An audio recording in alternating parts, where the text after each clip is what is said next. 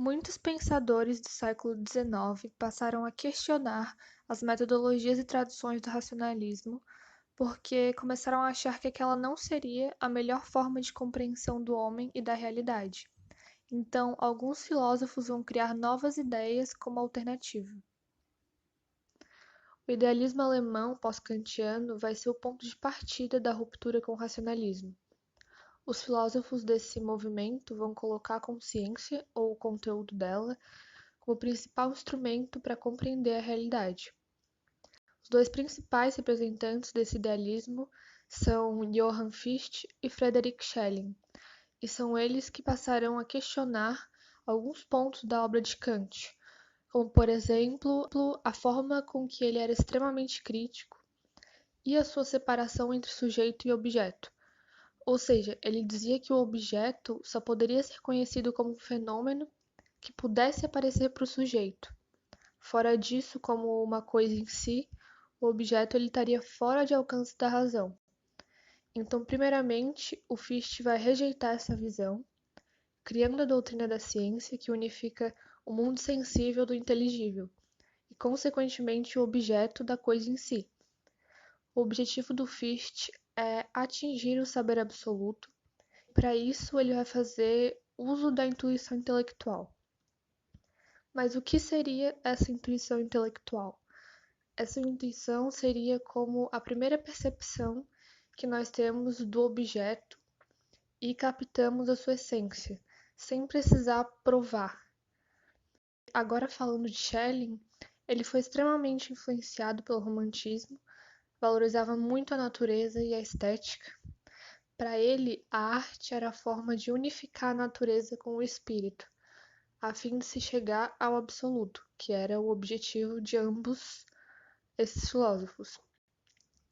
Então, buscando romper com os preceitos do racionalismo, eles foram cada vez mais se aproximando do pensamento romântico. O romantismo é um movimento que também surgiu a partir de uma profunda insatisfação com os rumos da filosofia moderna. Exerceu grande influência nos pensamentos do idealismo alemão. Vale lembrar que o movimento romântico também utilizava a intuição. Os românticos desenvolveram uma estética, acreditaram e demonstraram que a filosofia poderia ser expressada de outras formas, como a poesia, o drama e o romance. Formas essas que tratam frequentemente de temas filosóficos e expressam os ideais de grandes pensadores. Ser pessimista e com uma vida solitária, Arthur Schopenhauer nasceu em 1788, na Polônia. Filho de um importante comerciante, Arthur não quis seguir o caminho de seu pai e dedicou-se aos estudos que ele tanto gostava. Definia a vida como um constante sofrimento, onde a arte seria capaz de acalmar o ser humano, adversário de Hegel, que defendia que o que comandava o mundo era a razão, e essa, por ser objetiva, projetaria as coisas para dar certo, pensamento oposto ao de Arthur. O pessimismo de Arthur Schopenhauer era metafísico, relacionado com a vontade, sendo que essa seria uma força que está em todos os lugares e a vontade humana seria a manifestação geral da natureza.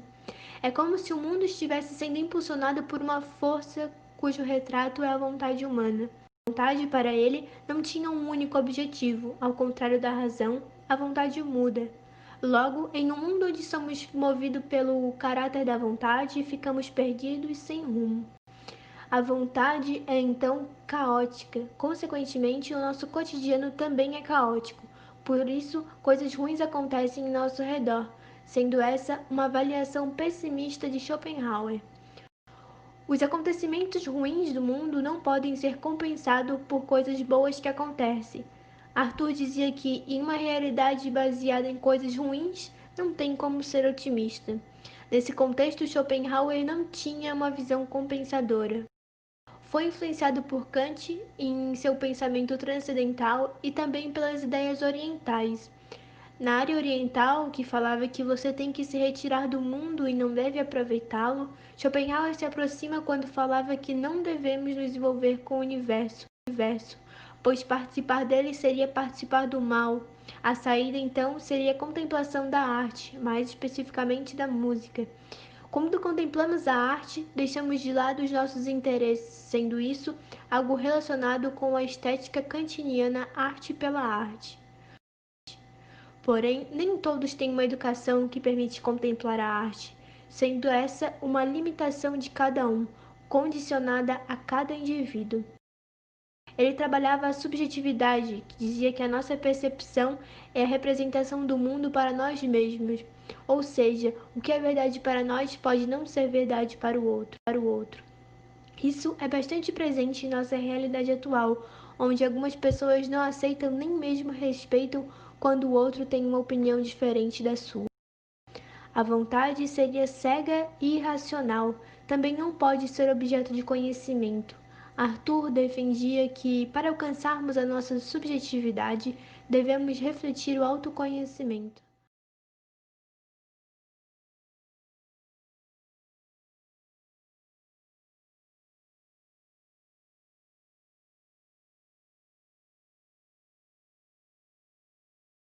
Kierkegaard. Søren Kierkegaard foi considerado o pai do existencialismo. Ele nasceu na Dinamarca e foi estudante de filosofia e teologia na Universidade de Copenhague. Foi um dos maiores críticos de Hegel, pois acreditava que a filosofia deveria investigar a existência, a realidade singular, a vida individual de todos os seres humanos. A sua vida foi bastante conturbada. Ele contestava a sociedade dinamarquesa da época e a igreja oficial, mesmo seu irmão sendo bispo luterano. Kierkegaard não se decidia pelo casamento e sua noiva casou-se com outro homem, o que levou a entrar em depressão. O Kierkegaard analisava os mais profundos sentimentos humanos, como o amor, a liberdade, o medo, a angústia, o desespero. Suas obras mais conhecidas foram Ou Isso ou Aquilo, Temor e Tremor e o Conceito de Angústia. Em sua obra Temor e Tremor, ele fala de Abraão, que dá o salto no escuro, ou salto da fé, ao seguir a ordem de Deus e sacrificar seu filho Isaque, que sem questionar nada simplesmente obedece, pois tem fé, sem saber que depois Deus enviaria um anjo para impedir o ato. Para Kierkegaard, a angústia é uma vestigem que experimenta a liberdade, não é uma imperfeição. A liberdade é a possibilidade e a espontaneidade espiritual, que se afirma na tensão de dois polos opostos, o bem e o mal. Kierkegaard liga o pecado, a angústia e a liberdade através do demoníaco, que é um estado que se distingue da escravidão do pecado. Esses três conceitos estão intimamente relacionados entre si e sua compreensão motiva a mudança pessoal ou a conversão espiritual. Podemos relacionar Kierkegaard na forma da qual cada pessoa lida com um trabalho. É necessário que as pessoas controlem a angústia e a ansiedade para tomar as próprias decisões, enxergando quais são os melhores caminhos e quais são os objetivos que realmente querem alcançar, sem que isso as leve a um estado de depressão. É importante que o indivíduo esteja em busca da sua verdade, que o toque profundamente. Conforme dizia Kierkegaard, o importante é encontrar uma verdade, mas uma verdade para mim, encontrar a verdade para a qual quero viver e morrer.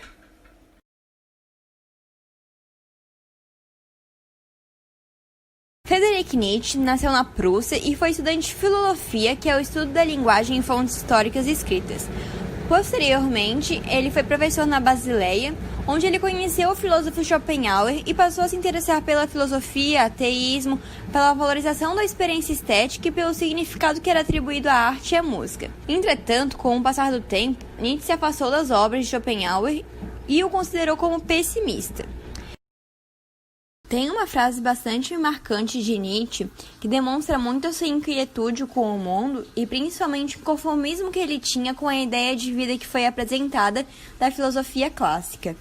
A frase é: "Eu não sou o homem, eu sou um dinamite." Nietzsche faz uma crítica a Platão, dizendo que ele fez o maior desserviço à humanidade. Ele tirou a capacidade dela de pensar, isto é, apresentar uma única interpretação de mundo onde se dá movimento e significado às coisas que acontecem a partir de uma força maior, tirando assim a responsabilidade do ser humano. Essa crítica cai também sobre a religião, onde, segundo Nietzsche, as pessoas eram privadas dos desejos e vontades a fim de serem consideradas boas pessoas, merecedoras da salvação divina. Ele criticava a filosofia e a sociedade da época. Apesar da revolta com a igreja e sua negação dos prazeres da vida a troco de um lugar no céu, criticava o niilismo, onde as pessoas colocavam um fim em seus valores, não possuíam crença em nada e com isso negavam o sentido da vida. O objetivo principal para ele era aceitar a vida como é, O niilismo, como negação do mundo, pode levar o homem ao desinteresse em todos os âmbitos da vida. Se negarmos a vida e atribuirmos ela a um vazio, de que será necessário o trabalho? Sem ter um sentido pelo qual realizar as tarefas, o homem deixará de produzir por seus próprios valores.